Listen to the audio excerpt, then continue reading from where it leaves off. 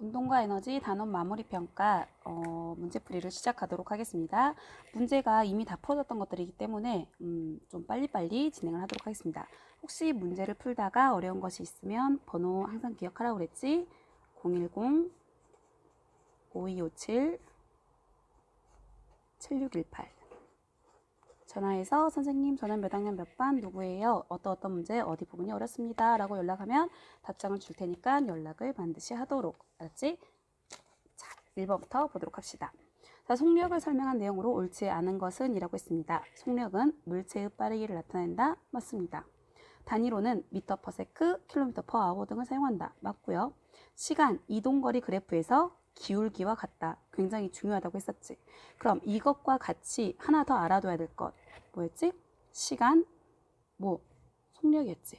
시간 속력 그래프에서 우리가 알아둬야 될 거, 그렇지, 면적이었다. 그럼 시간 속력 그래프에서 면적이 의미하는 것은 이동거리였다. 요거까지도 같이 한번 알아두면 좋겠습니다. 일정한 시간 동안 물체가 이동한 거리로 구한다. 맞지? 거속시 외우라고 했었잖아. 자, 같은 거리를 이동하는데 여기부터 여기까지 이렇게 가는데 걸린 시간이 길어. 그럼 속력은 어떤 거지? 그렇지. 느리다가 돼야 되겠지? 느린 것이 됩니다. 그러니까 1번의 답은 몇 번이 된다? 5번이 되겠습니다. 알겠지? 2번으로 보도록 합시다. 2번. 그림은 직선으로 운동하는 물체의 시간에 따른 속력을 나타낸 것이다. 자, 기억. A 구간에서는 속력이 일정하다. 속력이 일정하다. 보면 자, A 구간을 보니까 선생님이 그래프를 볼 때 가장 중요하게 봐야 될 게 뭐라고 그랬냐면 자, X축이 시간이야. Y축이 이거였지. 이게 속력인지 이동거리인지를 반드시 확인한 다음에 문제를 풀으라고 했습니다. 자, 보면 A 구간 여기서부터 여기까지는 속력이 점점 어때? 빨라지고 있어. 그러니까 여기 보기에서 보면은 속력이 일정한 것이 아니라 일정하게 증가하고 있다고 말을 해야 되겠지. 일정한 것과 일정하게 증가하는 것은 다르다고 했습니다. 그래서 일정하게 증가하고 있다. 자, B 구간에서는 이동한 거리는 12m이다. B 구간은 여기부터 여기까지야. 자, 여기서부터 여기까지. 아까도 얘기했잖아. 여기 볼까? 보면 시간하고 속력 그래프에서 그렇지 면적이 이동거리라고 그랬거든. 그러면 여기 봐봐. 시간하고 속력 그래프에서 B 구간에 이동한 거리는 여기에 면적을 구하면 되겠지. 요렇게. 자, 면적 구하는 거. 여기 사각형이니까 1초, 2초. 2초 곱하기 여기 속력 얼마냐? 12지. 그러니까 얼마? 24m라고 하면 되겠습니다. 아, 여기는 24m이구나 라고 하면 되겠습니다. 24m. 자, 그 다음에 C 구간. C 구간에서는 속력이 느려지다가 정지한다. 자, 이 C 구간에서는 속력이 처음엔 12였지. 점점 어때? 느려지고 있지. 느려지다가 9초에는 결국 속력이 얼마가 돼? 0이 돼 버리잖아. 아, 그러니까 정지하구나. 맞습니다. 그러니까 답은 몇 번이 된다? 3번이 된다라는 거. 알겠지? 만약 C 구간 동안 이동한 거리가 얼마냐라고 물어봤어. 그럼 어떻게 구하면 돼? 요 넓이 구하면 되겠지. 한번 해볼까? 예. 자, 1초, 2초, 3초, 4초. 야, 이 넓이 구할 수 있지? 이거 직각삼각형이야. 자, 밑변 곱하기 높이잖아. 밑변 1, 2, 3, 4. 4 곱하기 높이 12. 삼각형이니까 2분의 1. 2, 1은 2. 2, 6, 12, 6, 4, 24m. 할 수 있겠지? 알아둬라. 자, 그래서 이번의 답은 3번입니다. 자, 3번 문제를 시작하도록 하겠습니다. 자, 그림은 직선으로 운동하는 두 물체 A, B의 시간에 따른 이동거리를 나타낸 것이다 라고 했어. 자, 이번에는 아까하고는 다르게 시간에 따른 이동거리 그래프이지. 시간에 따른 이동거리 그래프에서 기울기가 의미하는 것은 무엇이다? 그렇지. 기울기가 의미하는 것은 속력이다. 그러면 나왔으니까 한번 구해보도록 하자. A는 기울기가 그렇지. 1초 동안에 얼마를 이동했어? 60을 이동했잖아. 그러니까 1분의 60, 즉 60m per sec입니다. B는 1초 동안 30을 이동했지? 그러니까 30m per sec가 될 거야. 자, 그러면 기억. A의 속력은 120m per sec이다. 들렸어. 2번, 니은. B의 속력은 0에서 2초 동안 일정하다. 0에서 2초까지 직선으로 기울기가 일정하지. 그러니까 일정하다가 맞습니다. 자, 디귿을 보면 A는 속력이 일정하게 증가하는 운동이고 B는 속력이 일정한 운동이다? 아니지. A와 B, A하고 B 둘 다 60, 30으로 둘 다 속력이 어떤 운동이다? 일정한 운동이다 라고 얘기를 할 수 있습니다. 그래서 답은 몇 번이 된다? 2번이 되겠습니다. 자, 이번엔 4번을 보도록 하겠습니다. 그림은 같은 지점에서 출발하여 같은 방향으로 직선 운동하는 물체 A, B의 시간에 따른 속력을 나타낸 것이다 라고 했어. 자, 그러면은 이에 대한 설명 보니까 A의 속력은 얼마야? 150. B의 속력은 50이었습니다. 기억해 보면 A는 B보다 3배 빠르다. 맞지? 맞습니다. 그 다음에 보니까 A하고 B 둘 다 속도가 쭉 일정하네. 그러니까 뭐겠어? 등속 운동하고 있는 것도 맞지? 1시간 후를 보자. 1시간 후에 보면 A는 얼마만큼 이동했을까? 이만큼 이동했지. 자, 이만큼 이동했습니다. 그러니까 1시간 곱하기 150km/h. 즉, 1시간 후에 이 A가 이동한 것은 150km이고요. 넓이 구하는 거니까 1시간 후에 B가 이동한 것은 얼마야? 50km이지. 그럼 1시간 후에 A하고 B는 얼마의 거리 차이가 있지? 그렇지. 150에서 50배니까 100km의 거리 차이가 있을 것입니다. 그러니 요 보기에서 보면 여기 보기에서 보면 기억과 니은은 맞고 디귿은 틀리겠지. 답은 3번이 되겠습니다. 5번을 보도록 하자. 등속 운동하는 물체를 설명한 내용으로 옳은 것을 고르시오 그랬어. 등속 운동한데 등속 운동. 물체의 이동 거리는 시간에 비례하여 증가한다. 맞지? 맞았습니다. 물체의 힘을 계속 작용하면 물체는 등속 운동한다. 아니었었지. 혹시 기억하는지 모르겠는데 물체의 힘을 계속 작용하며 자, 이 힘이 작용할 때 두 가지의 방향이라고 했었어. 예를 들어서 얘가 운동하는 방향이 이렇게 있으면 운동하는 방향으로 힘을 주면 속력이 빨라졌었고 운동하고 있는데 그것에 대해서 반대로 힘을 작용하면 속력이 느려졌었어. 그래서 자전거가 앞으로 가고 있는데 내가 페달을 밟아주면 속력이 빨라진다고 그랬고 내가 그러니까 자전거가 앞으로 가고 있는데 브레이크를 잡으면 그렇지 반대 마찰력이 작용을 해서 멈춘다고 했었어. 기억나지? 자, 그 다음에 디귿 에스컬레이터, 무빙 워크, 그 다음에 컨베이어 벨트 등은 등속 운동의 예이다. 맞다고 했었습니다. 그러니까 답은 몇 번? 3번이 되겠다. 6번으로 보도록 하자. 6번. 자, 에어 테이블이네. 에어 테이블 위에서 운동하는 원판의 운동을 설명한 것으로 옳지 않은 것을 물어봤습니다. 기억. 가의 원판은 속력이 느려진다. 자, 그림이 잘 안 보이는데 이거 학습지에 나와 있던 거니까 잘 할 수 있을 거라고 볼게. 자, 칼을 보니까 원판 속도 느려지고 있는 게 보이지? 얘는 그렇지 이렇게 가고 있어. 그러면 얘는 등속 운동을 하고 있고 얘는 마찰을 안 받은 거야. 그렇지. 선생님이 그때 설명할 때 요 밑에서 공기가 뽕뽕뽕 나와가지고 원판이 약간 뜬 상태에서 이렇게 운동을 한다고 했었잖아. 그러니까 가의 원판은 속력이 느려진다. 맞고요. 나의 원판은 거의 일정한 속력으로 움직인다. 맞고. 가의 원판에는 마찰력이 작용하여 운동을 방해한다. 맞습니다. 같은 시간 동안 가의 원판이 나의 원판보다 많이 이동했다? 그림만 딱 봐도 아니지? 틀렸습니다. 나의 원판은 에어 테이블에서 나오는 공기 때문에 마찰력이 거의 작용하지 않는다. 맞습니다. 6번의 답은 4번이 되겠습니다. 7번 자유낙하 운동하는 물체 운동이래. 중력만 받으면서 떨어지는 운동이다. 맞다고 그랬어. 공기저항 무시해야 된다고 그랬습니다. 속력이 매 초마다 1초마다 9.8m/s씩 증가한다. 맞고요. 운동 방향과 어떤 방향으로? 그렇지. 같은 방향이라고 했었어. 운동 방향과 같은 방향으로 중력이 작용한다 했습니다. 질량 1kg인 물체가 낙하할 때 물체에 작용하는 중력의 크기는 9.8N이다. 그래서 중력의 크기 구하는 거 질량 곱하기 9.8 외워두라고 했었습니다.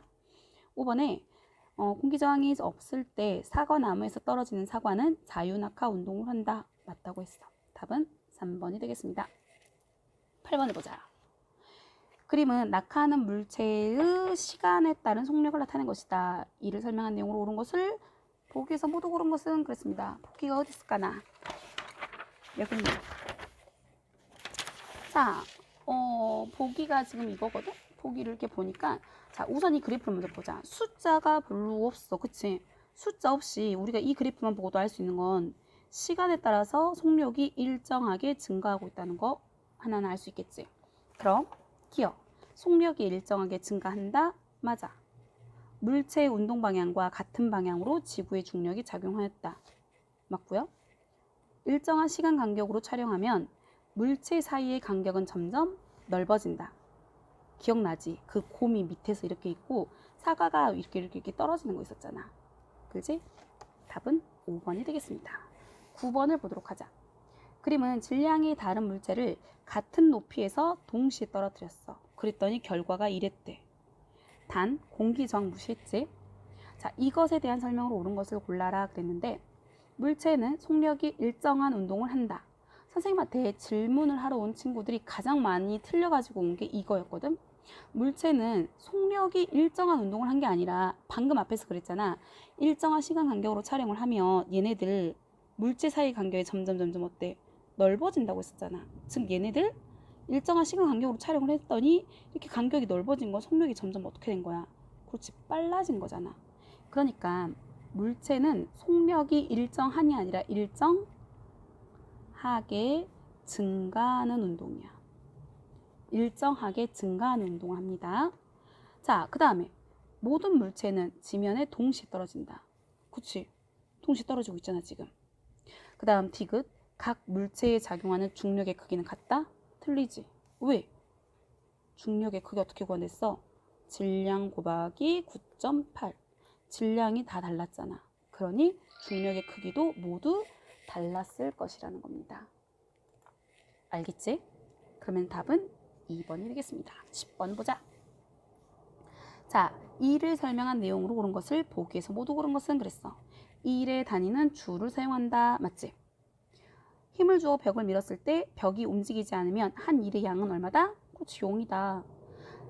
과학에서 한 일의 양이 0인 경우, 그렇지, 물체가 움직이지 않았을 때 또는 힘의 방향과 이동 거리가 어떻을 때, 수직이었을 때 꼭 기억하라고 그랬어. 물체의 한 일의 양은 물체에 작용한 힘과 힘의 방향으로 이동한 거리를 곱하여 구한다. 맞습니다. 5번의 답은 5번이 되겠습니다. 11번. 자, 옥매. 그림은 줄에 매달린 추를 들어 올려가지고 낙하시켜서 말뚝을 박는 모습을 나타낸 것이다 라고 했어. 기억. 추를 천천히 들어 올리는 동안 추의 위치 에너지는 증가한다. 맞지? 얘를 들어 올리면 높이가 높아지잖아. 우리 이제 위치 에너지 배웠으니까 9.8 mH. 높이가 올라가면 이 h 커지는 거니까 당연히 위치 에너지 증가하는 거야. 추를 놓아, 이제 줄을 놓아구나. 줄을 놓아서 추가 낙하는 동안 추의 운동 에너지는 어떻겠어? 빨라지겠지. 얘가 떨어지면서 속도가 커지잖아. 속도가 커지면 운동 에너지는 증가한다고 하였습니다. 추가 말뚝을 박는 일을 하면 한 일의 양만큼 추의 에너지는 어떻게 될까? 감소한다. 얘가 가지고 있던 에너지를 얘한테 주는 거야. 얘한테 줘서 얘를 쾅 박는 일을 한 거니까.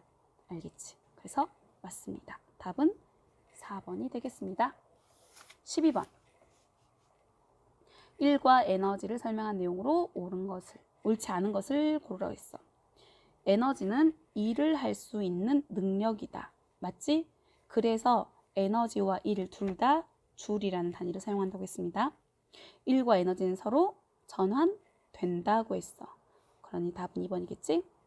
3번은 맞는 말이고, 운동하는 에너지는 운동 에너지 갖는 거고요.